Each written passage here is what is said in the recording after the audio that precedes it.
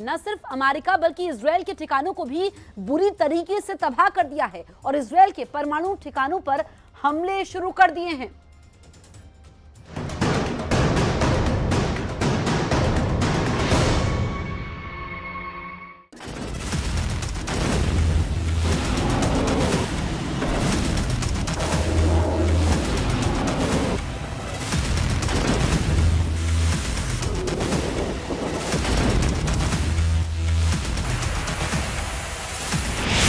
Trump का 10 दिन वाला धोखा, ईरान के 2 परमाणु अड्डों पर हमला।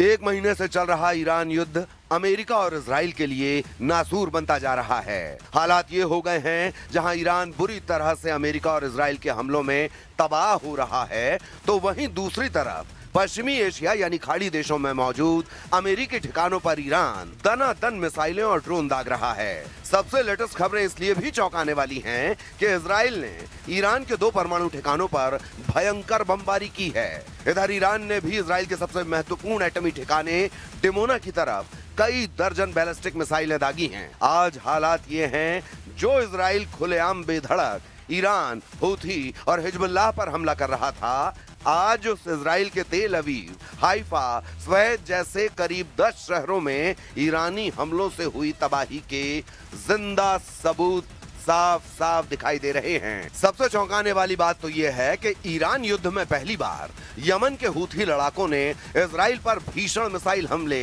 2000 किलोमीटर दूर से करना शुरू कर दिए हैं। ये हमले साबित करते हैं कि इजराइल पर इस वक्त ईरान, हूथी और हिजबुल्लाह चौतरफा हमले कर रहे हैं। इजराइल के तेल अवीव, डिमोना, वेस्ट बैंक के इलाकों पर ईरानी हमलों ने हाहाकार मचा रखा है और ये हमले ऐसे वक्त ईरान कर रहा है जब राष्ट्रपति ट्रंप ने अपनी तरफ से अगले 10 दिन तक ईरान के तेल ठिकानों पर हमला न करने का ऐलान किया है।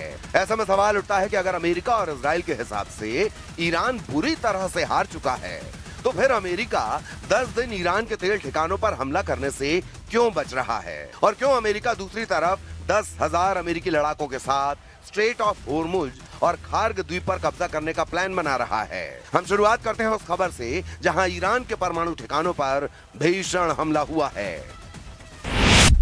ईरान के 2 परमाणु अड्डों पर हमला, एटमी अड्डे डिमोना में ईरान का पलटवार। एक तरफ ट्रंप ने ऐलान किया है कि ईरान पर 6 अप्रैल 2026 तक अमेरिका किसी भी तेल ठिकाने पर हमला नहीं करेगा, तो वहीं दूसरी तरफ इजराइल ने ईरान के परमाणु ठिकानों पर सीधे हमले शुरू कर दिए हैं। ईरान के बुशर प्लांट अरकान स्थित येलोकेक पर हमले हुए हैं।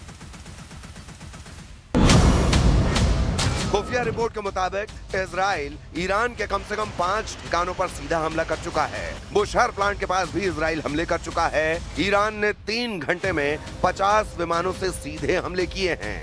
खबर तो यहाँ तक है कि अमेरिका और इजराइल के संयुक्त हमलों में ईरान के नतांज के भूमिगत संवर्धन संयंत्र के कम से कम 3 भवनों और 2 प्रवेश द्वारों को नुकसान पहुंचा है। हालांकि IAEA ने संकेत दिया था कि मुख्य परमाणु इंस्टॉलेशन पूरी तरह नष्ट नहीं हुए हैं।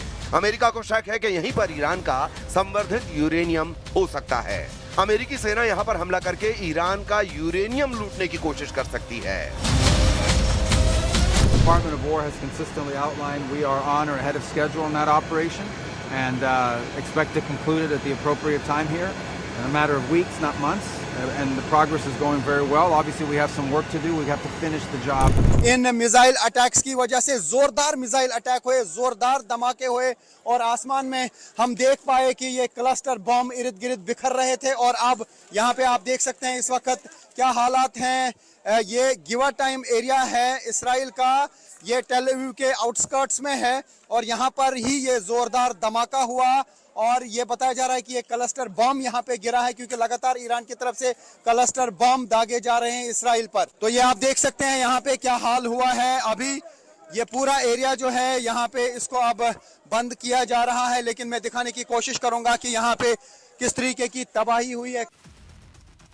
पिकैक्स माउंटेन नतांज के मुख्य संयंत्र पर हमलों के बाद ईरान ने कुह ए कोलंग गज यानी पिकेक्स माउंटेन के नीचे एक नया बेहद गहरा भूमिगत संयंत्र तैयार किया है।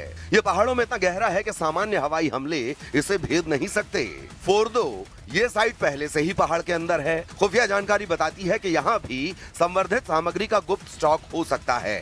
पश्चिम की खुफिया एजेंसियां CIA और मोसाद को संदेह है कि ईरान ने जाग्रोस पहाड़ों में कुछ ऐसे गुप्त मिसाइल सिटीज और गोदाम बनाए हैं जिनकी जानकारी IAEA को नहीं है। ईरान के पास मौजूदा समय में 60% संवर्धित यूरेनियम 460 किलोग्राम बताया जा रहा है, जो 90% तक परिष्कृत आसानी से हो जाएगा, जिससे ईरान 10 से 11 परमाणु बम बना सकता है। खुफिया रिपोर्ट्स का दावा है कि ईरान को इस स्टॉक से एक बम के लिए पर्याप्त हथियार ग्रेड सामग्री बनाने में मात्र कुछ दिन से एक सप्ताह का समय लगेगा। ताजा खुफिया जानकारी और ऑपरेशन एपिक फ्यूरी के संकेतों के मुताबिक अमेरिका और इजराइल ने अपनी रणनीति में महत्वपूर्ण बदलाव किए हैं। वर्तमान में सैन्य कार्रवाई का मुख्य ध्यान हवाई प्रभुत्व पर है, लेकिन जमीनी हमले एक तरह से शुरू हो चुके हैं। CIA और मोसाद की रिपोर्ट के अनुसार जमीनी कार्रवाई को हरी झंडी मिल चुकी है। अमेरिकी नौसेना ने ईरान की नौसेना को काफी हद तक पंगु बना दिया है। जमीनी हमले का पहला चरण होर्मुज, जल डमरू मध्य और बंदर अब्बास बंदरगाह पर नियंत्रण करना हो सकता है, ताकि ईरान की तेल आपूर्ति और सैन्य आवाजाही पूरी तरह से रोकी जा सके। यही वजह है कि ईरान के 7 तेल ठिकाने, जिसमें रिफाइनरी, तेल डिपो और पाइपलाइन थी, उन्हें अमेरिका और इजराइल ने मिलकर तबाह और बर्बाद कर दिया है। अब देखना होगा ईरान के परमाणु अड्डों से अमेरिकी स्पेशल फोर्स कैसे यूरेनियम को और परमाणु सामग्री को हासिल करती है। फिलहाल ईरान ने इजराइल के परमाणु ठिकानों पर तेजी से पलटवार शुरू कर दिया है। The Yemeni armed forces, with God's help and reliance upon him, have carried out their first military operation. This operation involved a salvo of ballistic missiles targeting sensitive military objectives of the Israeli enemy in the south of occupied Palestine. जो missile attack किया गया Iran की तरफ से, cluster bomb का इस्तेमाल किया जाता है और ये क्लस्टर बॉम्ब काफ़ी जगहों पे गिर जाते हैं। यहाँ पर भी एक क्लस्टर बॉम्ब गिरा है और उसकी वजह से एक आदमी की मौत हुई है, 4 लोग जो हैं वो जख्मी हुए हैं और मैं दिखाने की कोशिश करूँगा कि इस स्पॉट पे क्या कुछ हुआ है। तो यहाँ पे आप देख सकते हैं कि यहाँ पे इर्द गिर्द काफ़ी सारी डिप्लॉयमेंट है, यहाँ पे काफ़ी सारी पुलिस और IDF के लोग हैं। इस पूरे एरिया को जो है वो सील कर दिया गया है और देख सकते हैं आप यहाँ पे काफ़ी ज़्यादा तनाव देखा जा रहा है, क्योंकि यहाँ पे एक आदमी की मौत हुई। इजराइल के डिमोना में ईरानी धमाके, 2000 किलोमीटर दूर से हूथी का हमला। इजराइल ने भले ही ईरान के परमाणु ठिकानों पर हमले तेज कर दिए हों, लेकिन ईरान ने भी इजराइल के परमाणु ठिकानों पर सटीक हमले शुरू कर दिए हैं। दावा किया जा रहा है कि इजराइल के डिमोना पर ईरान ने बैलिस्टिक मिसाइलें दाग दी हैं, जबकि 2000 किलोमीटर दूर से यमन के हूथी लड़ाकों ने भी इजराइल पर मिसाइल हमले शुरू कर दिए हैं। डिमोना पर ईरानी मिसाइलों के भीषण हमले युद्ध के सबसे संवेदनशील मोड़ों में से एक माना जा रहा है। यह हमला ईरान की तरफ से पलटवार माना जा रहा है। इससे पहले ईरान ने इजराइल के परमाणु प्लांट डिमोना पर 21 मार्च 2026 की रात को हमला किया था। ईरान ने फिर ऑपरेशन ट्रू प्रॉमिस 4 के तहत 25 और 26 मार्च को भी डिमोना को निशाना बनाया। इजरायली डिफेंस फोर्सेस मान चुकी हैं कि उनके एयर डिफेंस सिस्टम एरो और आयरन डोम कुछ मिसाइलों को रोकने में विफल रहे थे। डिमोना के रिहायशी इलाकों में मिसाइलें गिरी, जिससे भारी तबाही हुई थी। उस वक्त रिपोर्ट्स के मुताबिक डिमोना और उसके पास स्थित अराद शहर में 180 से ज्यादा लोग घायल हुए थे और 10 अपार्टमेंट तबाह हो गए थे। विशेषज्ञों का मानना है कि डिमोना जैसे रणनीतिक और परमाणु क्षमता वाले क्षेत्र को निशाना बनाकर ईरान ने इजराइल की रेड लाइन को पार कर दिया है। इसके जवाब में इजराइल ने तेहरान स्थित मलिक